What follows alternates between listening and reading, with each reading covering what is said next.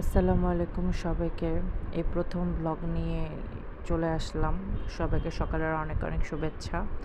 সকালে আমি কফি খেতে বসে গেলাম। কফি খাচ্ছি আর বাহিরে দেখছিলাম। এরপর কফি খাওয়ার পর রান্না করতেও চলে আসলাম। তেমন কিছু খাইনি সকালে। এখানে সামান্য পরিমাণ মশলা দিয়ে ভালো মতন এগুলো কষিয়ে নিচ্ছি।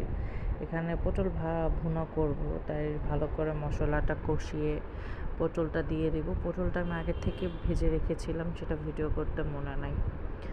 আর হলো যে পটল খেতে আমার ভালোই লাগে। অনেকে পটল পছন্দ করে না বীচের জন্য, বাট আমার কাছে ভালোই লাগে, খারাপ লাগে না। আমি পটল হলে তো 1 প্লেট ভাত অনায়াসে খেয়ে ফেলতে পারবো, আমার কোনো প্রবলেম হবে না, ভালোই লাগে অ্যাটলিস্ট ভাজা হোক ভুনা। এরপর আমি টমেটো ভুনা করতে চলে আসছি। এটা পাবদা মাছ দিয়ে রান্না করব আজকে। সব ভুনা ভুনা পাবদা মাছটাও আগের থেকে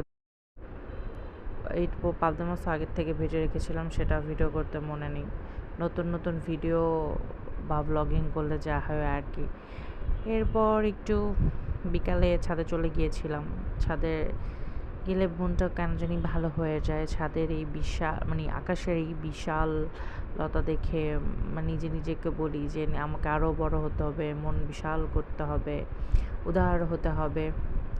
এরপর সূর্য মামা, অনেক গরম ছিল ছাদে। সূর্য মামার এত তাপ, এত রেশ, কি আর বলবো। আর যেহেতু শরতের আকাশে এরকম তুলোর মতন মেঘ দেখা যাবে, এটাই স্বাভাবিক। দেখতে ভাল লাগছিল।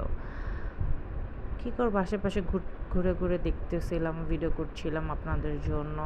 আর এখানে কবুতররা সংবদ্ধভাবে ঘুরে বেড়াচ্ছে। আর আমার ছেলের যথারীতি ছাদে গেলে যা করে, এই গাছ ওই গাছ ছেঁড়াছিঁড়ি, পাতা ছিঁড়ে, তারপর আবার হলো সে লাঠি দিয়ে মাটি কুতাচ্ছে।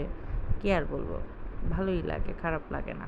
সবাই আমার জন্য দোয়া করবেন। প্রথম ব্লগ করছি, জানি না কেমন হবে, ভয়েস ওভার ভালো না খারাপ। খারাপ হলে আমাকে বলবেন সবাই যে খারাপ হয়েছে বা ভালো হয়েছে, সেটাও কমেন্টস করে জানাবেন। আর হলো ইউটিউবে যেহেতু নতুন, সবাই আমাকে অনুপ্রেরণা করবেন। আর আমার ইউটিউব চ্যানেলে একটা করে লাইক এবং সাবস্ক্রাইব করে আসবেন, কমেন্টসও করবেন এবং